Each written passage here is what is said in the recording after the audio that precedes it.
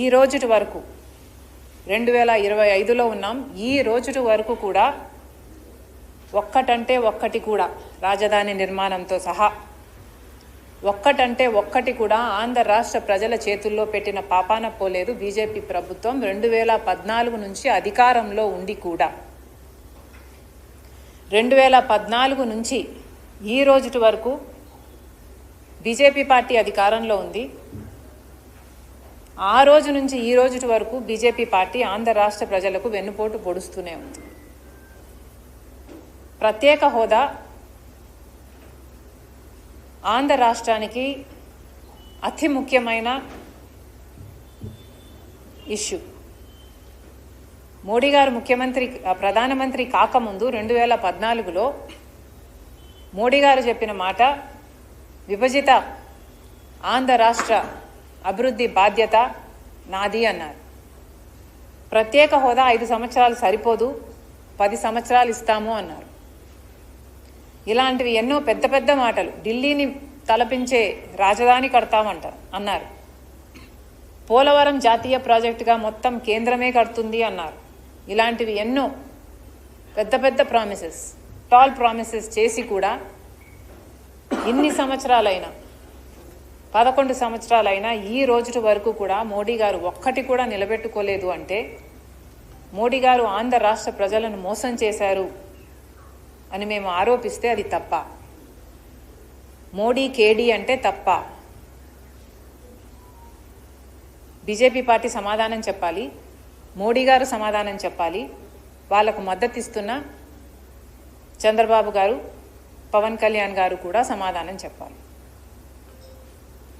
ఆంధ్ర రాష్ట్రానికి ప్రత్యేక హోదా అన్నది ఎంత ముఖ్యమో అంతే ముఖ్యం పోలవరం ప్రాజెక్టు. ప్రత్యేక హోదా మన బిడ్డల భవిష్యత్ అయితే పోలవరం ప్రాజెక్టు మన రైతులకు ఊపిరి. ప్రత్యేక హోదా ఎంత ముఖ్యమో పోలవరం ప్రాజెక్టు కూడా అంతే ముఖ్యం. అలాంటిది పోలవరం ప్రాజెక్టు ఈ రోజు వరకు కూడా పూర్తి కాలేదు అంటే దానికి బాధ్యత ఎవరు వహించాలి? నిజానికి పోలవరం ప్రాజెక్టు రాజశేఖర్ రెడ్డి గారు తలపెట్టిన మహోన్నత ప్రాజెక్టు. రాజశేఖర్ రెడ్డి గారి ఆశయం. అసలు రాజశేఖర్ రెడ్డి గారు పట్టుపట్టి పోలవరం ప్రాజెక్టు కట్టాలి అని అంత గట్టిగా అనుకోకపోతే ఈరోజు పోలవరమే లేదు. కానీ రాజశేఖర్ రెడ్డి గారు ముఖ్యమంత్రి అయిన తర్వాత ఆయన హయాంలోనే అన్ని అనుమతులు తీసుకొచ్చి పోలవరం ప్రాజెక్టును రూపొందించి పోలవరం ప్రాజెక్టు 7,20,000 ఎకరాలకు కొత్త ఆయకట్టుకు నీళ్ళిచ్చే ప్రాజెక్టుగా 20 లక్షల ఎకరాలు స్టెబిలైజేషన్, 1 లక్షల ఎకరాలకు మళ్ళీ స్థిరీకరణ కలిగించేట్టుగా 960 మెగావాట్ల హైడ్రో ప్రాజెక్టుతో సహా ఉత్తరాంధ్రకు లక్షల మందికి నీళ్లు, ఇలాంటివి ఎన్నో ఆశయాలతో రూపొందించింది పోలవరం ప్రాజెక్టు. రాజశేఖర్ రెడ్డి గారు రూపొందించినప్పుడు ఈ ప్రాజెక్టు కాస్టు 10,150 కోట్ల రూపాయలు. ఆ రోజు ఉద్దేశం ఈ ప్రాజెక్టు 194 టీఎంసీలు నీళ్లు హోల్డ్ చేయగల ప్రాజెక్ట్ ఇది.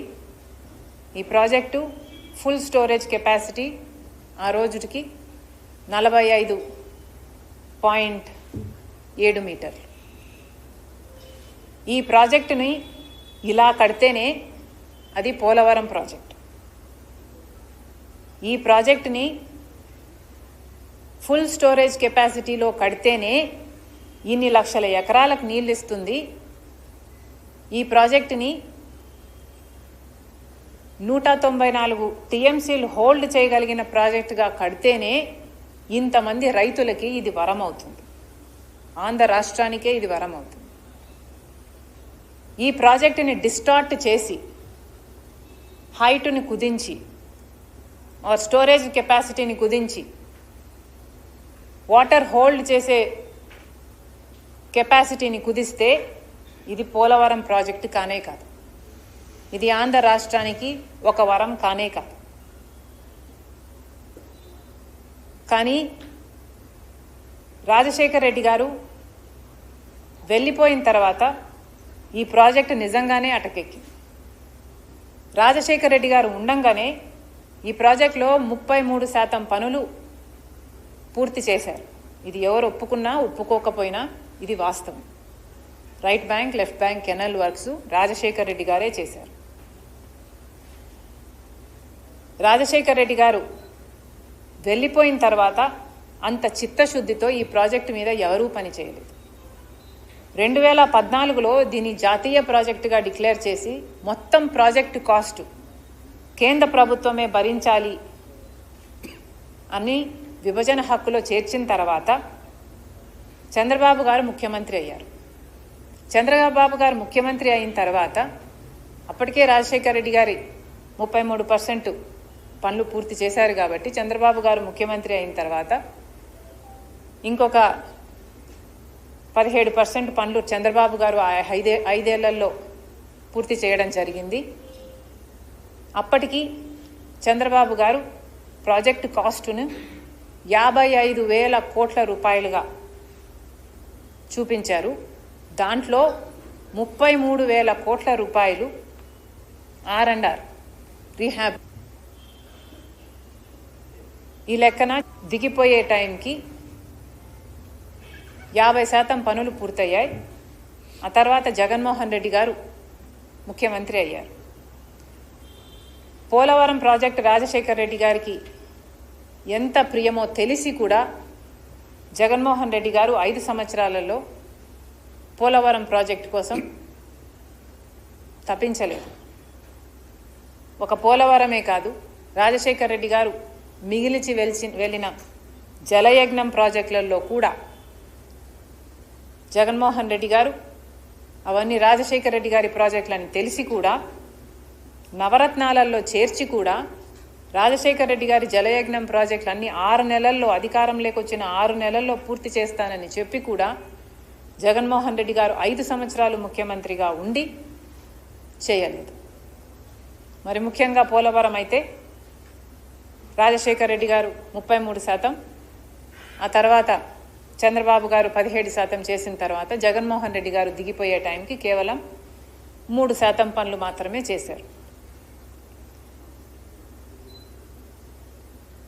ఇప్పుడు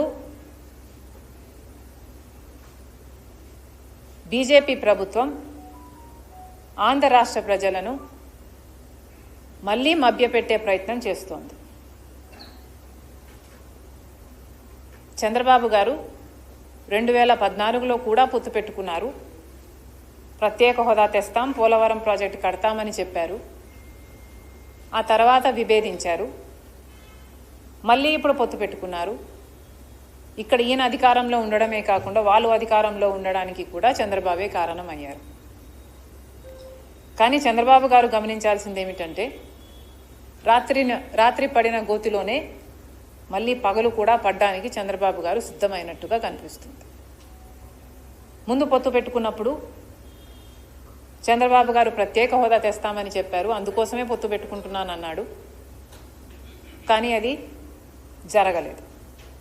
ఇప్పుడు కూడా పోలవరం కడతానంటున్నాడు చంద్రబాబు గారు, బీజేపీ మద్దతు ఇస్తుందంటున్నారు. కానీ చంద్రబాబు గారు బీజేపీ కలిపి ఆంధ్ర రాష్ట్ర ప్రజలను